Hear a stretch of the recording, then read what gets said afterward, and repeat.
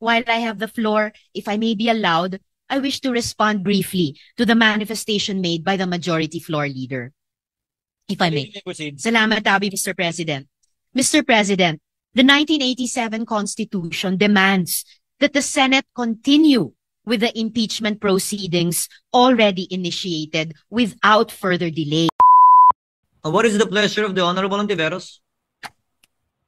Salamat, Abi, Mr. President. Gusto kong magdagdag ng point dun sa binanggit pareho ng majority leader, ng minority leader, at pati ng Senate President, yung references sa US practice and precedent.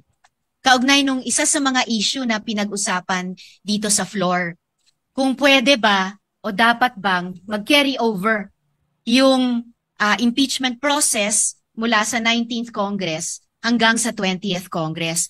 And I would just like to put this on the record, Mr. President. Galing po ito sa isang piyesa authored ni UP Professor Paulo Tamase, nag-appear po sa June 2025 issue ng Philippine Law Journal.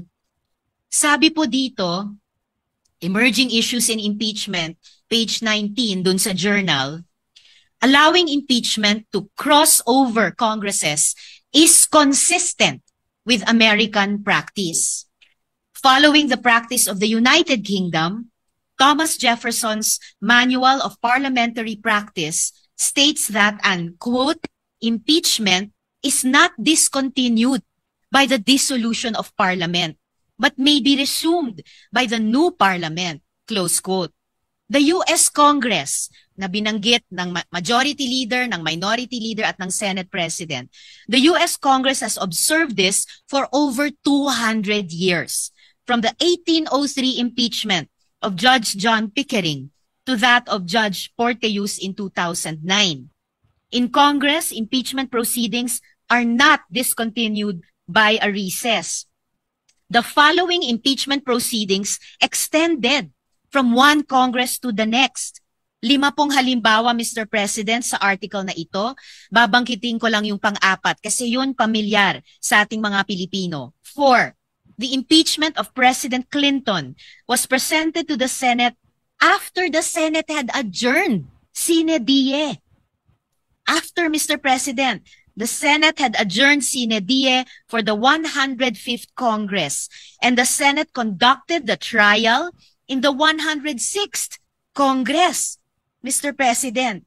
So, for the record lamang po, dahil very, very pertinent sa binanggit ng majority leader, ng minority leader, at pati ng Senate President na following US practice and precedent. And with one very recent concrete example po dun sa impeachment ni US President Clinton. So I hope that we can consider this in our own decision-making, Mr. President, even after the rescheduled presentation by the House prosecutors to the Senate as an impeachment court on 11th June. Salamat, Abi, Mr. President. Duly noted and entered into the records. Majority Floor Leader.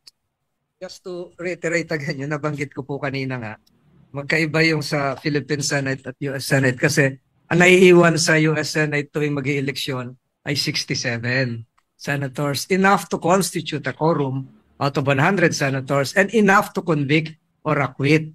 Sa atin po, 12 lang. Not enough to have a quorum of 13, more so a number of 16 to convict or acquit. But be that as it may, Mr. President, we have all the discussions done, and I think this would really be part not just of the discussions that whatever case would be elevated to the Supreme Court would eventually be decided in the near term. Mr. President, I seek a minute suspension, Mr. President.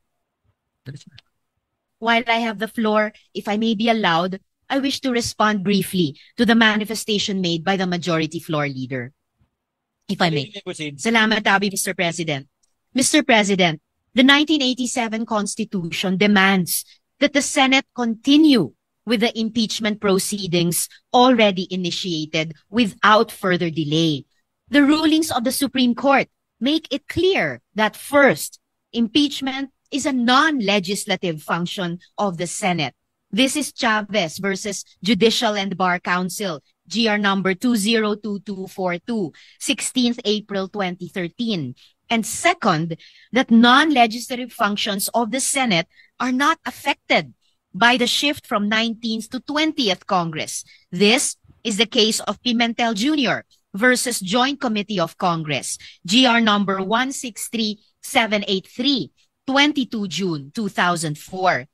It is true that the 19th Congress cannot bind the 20th Congress and all unfinished business will be terminated. But this is only true for any work done by us in the exercise of our legislative functions. Napakahalagang mandato po ng saligang batas ito, klaro at walang kalabuan. Once we receive the articles of impeachment, trial by the Senate shall forthwith proceed. Hahatulan tayo ng sambayanan kung hindi natin ginampanan ang tungkulin na ito sa sambayanan. Salamat, Abi, Mr. President. Bigyan natin ngayon ng reaction opinion itong post ng Pilipinas Today, Batangas, 2 hours ago, tungkol sa kaganapan sa loob ng session hall ng Senado. May talikuran, o may, I don't know how do you call it, may napahiya, may tumalikod, iniwan. Okay. Si Senator Risa Hontiveros, nabismaya yung pag-postpone ng reading of the articles of impeachment, nag-privilege speech siya, wala. Habang hindi pa nakapagsalita, tinalikuran siya ni Senate President Escudero. Ito, basahin ko ha. Sa pagbabalik session ng 19th Congress ngayong Lunes, Hulyo 2, hindi pinalagpas ni Senator Risa Hontiveros ang kanyang privilege speech upang batikusin ang ginawang pagpaliban sa Hunyo 11 ni Senate President Escudero sa impeachment process kung saan mismo ang huli ang unang nagtakda ng schedule ngayong araw. Ito ang sabi ni Hontiveros, hahatulan tayo ng sambayanan kundi natin gagampanan ang tungkulin na ito sa sambayanan, giit ni Hontiveros. Ngunit bago niya inihayag ang kanyang saloobin tungkol sa sinapit ng impeachment case, ito naman, ang medyo good manners. Nagpaalam, parang takot siguro din eh. Bakit ka pa magpaalam? Ano ba yan? Parang hindi ka oposisyon. Nagpaalam muna si Senator Risa kay Cheese kung maaari niyang talakayin ang sensitibong issue at naging tugon ng leader ng Senado, yes, you may. Ito, kung opposition ka at may hindi ka gusto, kaya nga privilege speech eh. Bakit ka magpapaalam? Ano ba yan? Akala ko matapang. Opposition. Anyway, subalit, ito na. Paalam ka pa. Subalit, kapansin-pansin din nang sinimulan na ni Senator Risa ang kanyang talumpati, ay biglang tumayo at naglakad papalayo sa upuan ang presiding officer. O ano ngayon? Grabe. Gayon pa man, hindi nagpa-apekto si Hontiveros at nagpatuloy sa kanyang talumpati. Mr. President, wala namang Mr. President na nakikinig sa kanya.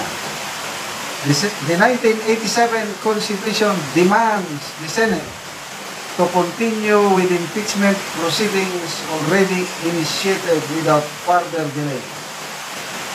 Talagang mandato po ng saligang batas ito, klaro at walang kalabuan, dagdag niya. Agad namang bumalik si Escudero sa kanyang upuan nang tapos na si Senator Risa sa kanyang privilege speech. Okay, ito yung opinion ko lang ito ha. Di ba, nagsabi ng Pangulo na ayaw niya ng impeachment. Baka ito na. Nagpakitang gilas ng Pangulo. ginamit niya na yung influence niya na wag niyo nang ituloy. Baka ganon. Ulitin ko opinion ko lang ito. Nakialam ng Pangulo dahil ayaw niya ng impeachment. Ayaw, di, wala. Pangalawa, dahilan, bakit ganyan? Ito, nabasa ko lang ito sa article ng Politico.com kanina na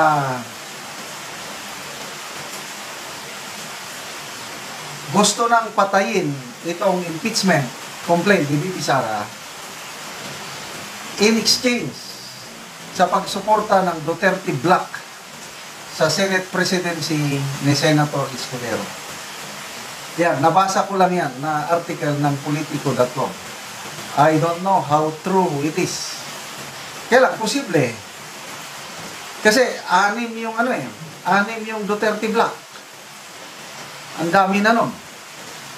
Pag nakuha ni Senator Escudero yung suporta ng anim na Duterte Bloc, malaking pag-asa magiging Senate presidencia. Mga ganun lang ang kalakaran sa politika.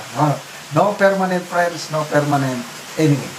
So, good luck sa impeachment trial na ito. Gusto sana namin makapanood ng bloodbath.